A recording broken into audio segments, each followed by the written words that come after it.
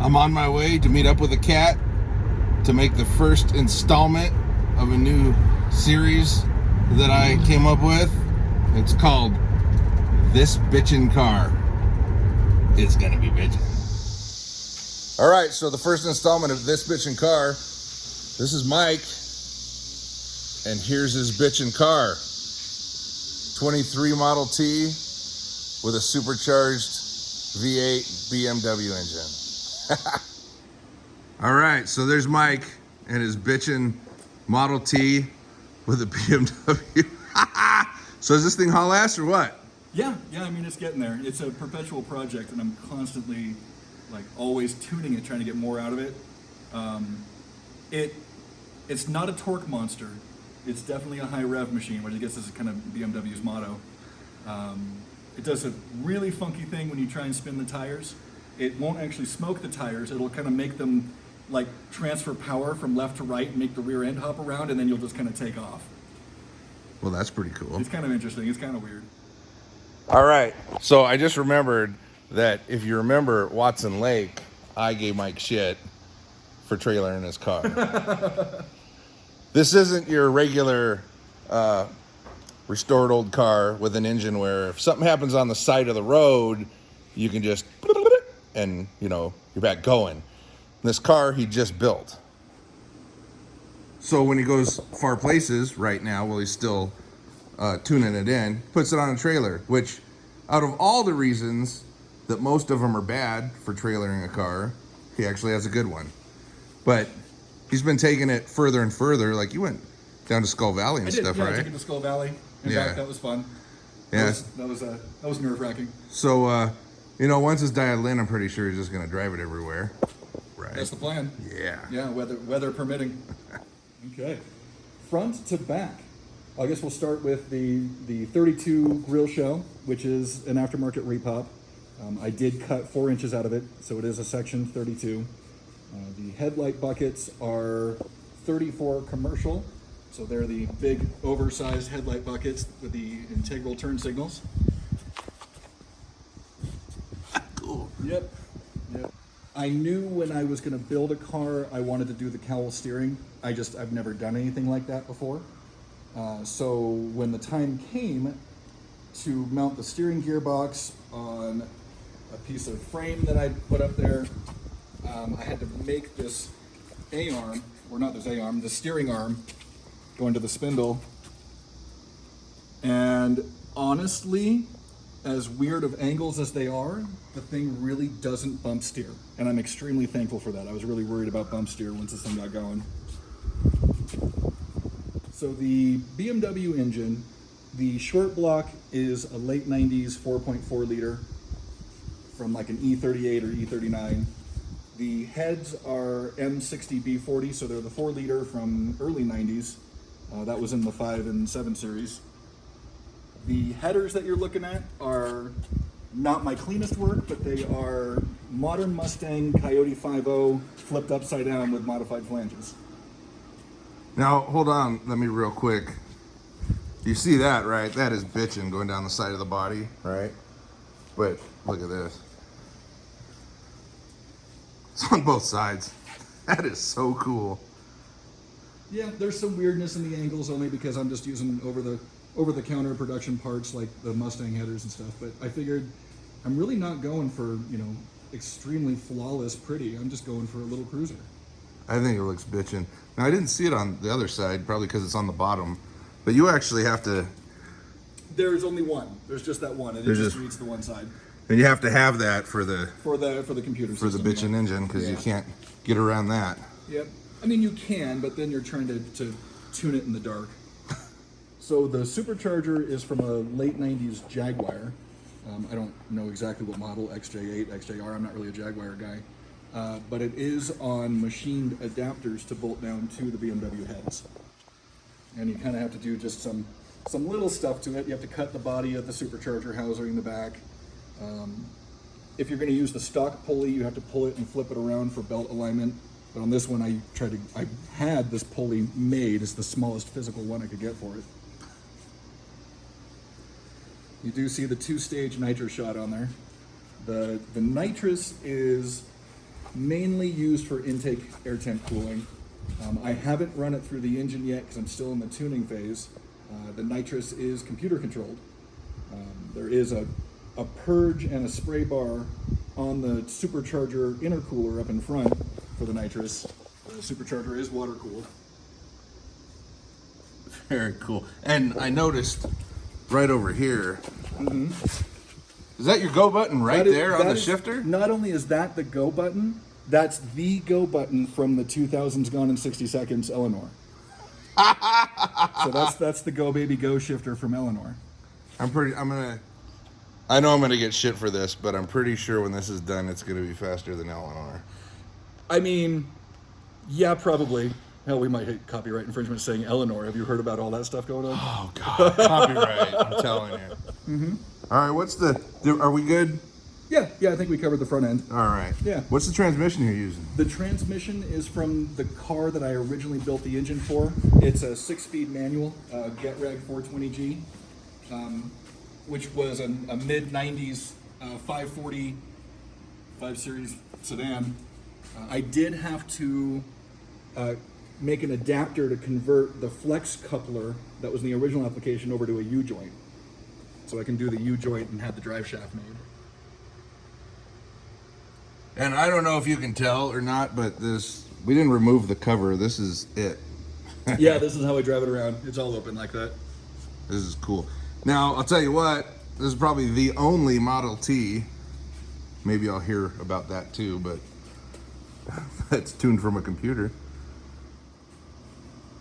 These seats are cool, man. Yeah, those are just generic boat seats that you can order bomber style frames.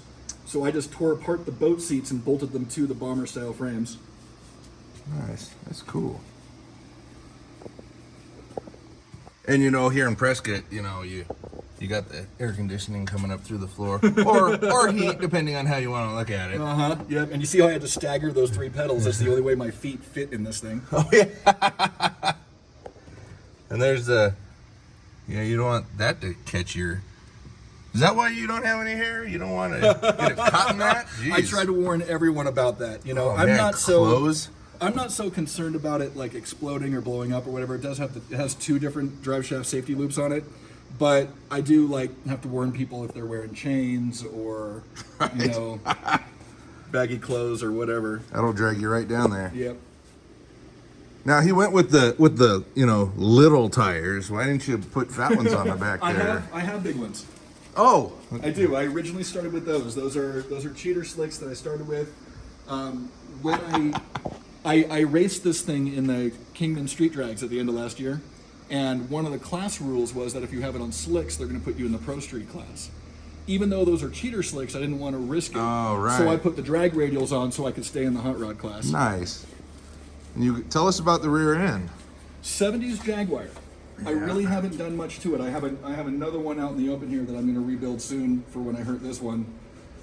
Stock gearing, I think it's 331 to 1.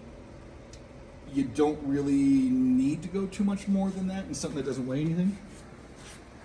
Yeah, Jag rear ends, they've been really popular in street rods and stuff that you can see the rear ends. Yes. Because for one, they're independent. Right. And see, I don't know if you can see the brake is in next to the pumpkin. It's not out on the outside. Right. And they look really nice. I originally saw this when I went down to the Roadkill zip tie drags down in Tucson.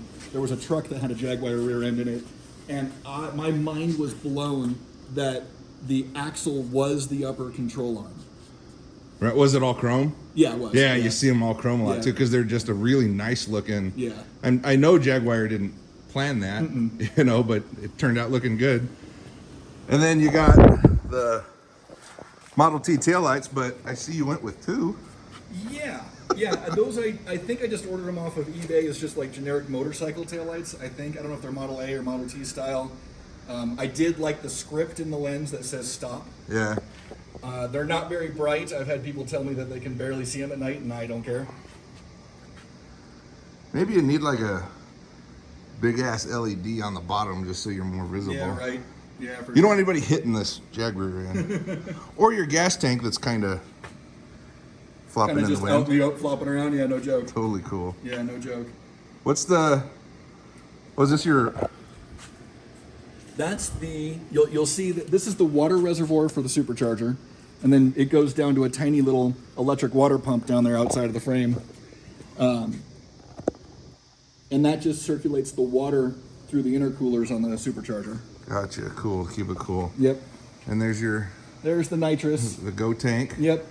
When we did the 4th of July parade up here, the guy in the announcer, the guy in the stands, like, had me do a burnout in front of the audience, and it did one of those funky burnouts I told you about that just kind of shifts the power from left to right. Right. And it actually broke the nitrous strap on the bottom side in the parade. In the parade, so that he could, fix it right away. Yeah, right, yeah, exactly. Normal oil filters for BMW is a little canister style housing that comes up to the front here, and it has these 2 lines that go towards the oil pan area and from the oil pump. And I didn't want to run the canister style oil filter, so I just made those lines and ran the 2 filters down low there. 2 filters. Yeah. I mean, it doesn't really do any benefit other than that's just how it came. It's extra clean oil. For those of you wondering, this is a real registered as 1923 Ford Model T. So that's bitchin'. Tell me about this roll bar here. Yeah, I had one of the local shops here, Kevin Nichols at Nichols Auto Fab. He bent it up for me, kind of did it the way I asked him to, and then I finished welding it onto the frame, and I knew I wanted to wrap it with something. I just couldn't bring myself to do pool noodles that you see on a lot of roll bars. This is the motorcycle header heat Yeah, it's just header wrap. Yep. Heat wrap, Yeah, nice. it's just header wrap. And actually, I mean, when this thing's sitting out in the sun all day, you can still grab onto it and, help yourself get in and get out of the thing. Oh, and it's not hot in the sun. Yeah. Very cool.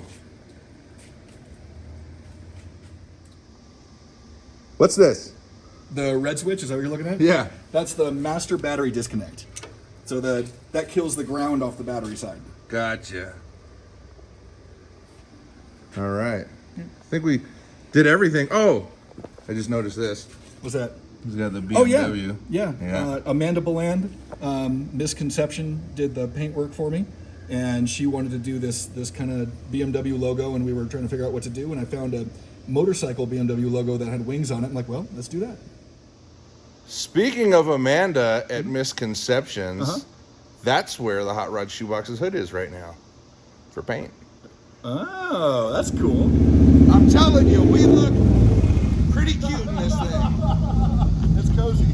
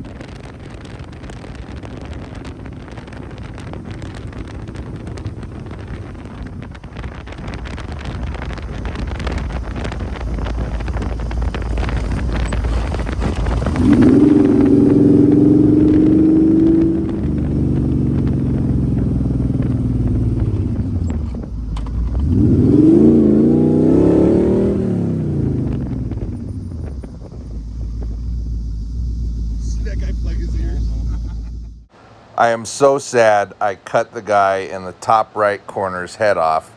He was pushing a water heater with a dolly, saw us coming, put the water heater down, and plugged his ears as we went by. Now the Hotrod Shoebox and the BMW T are gonna go for a cruise. I've got my exhaust blocked off so we can hear his car.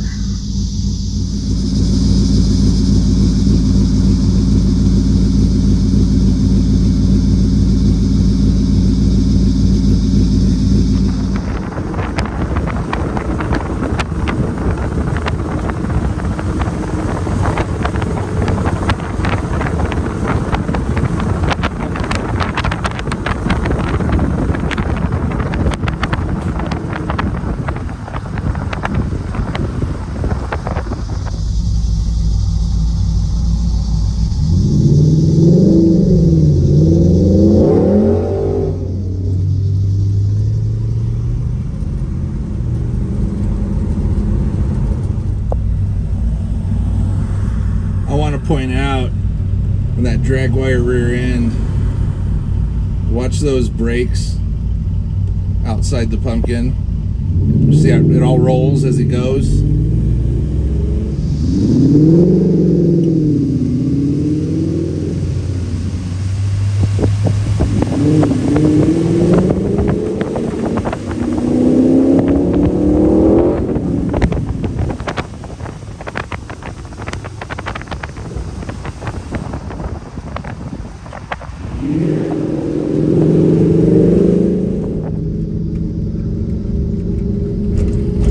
Whiskey Row, Prescott, Arizona.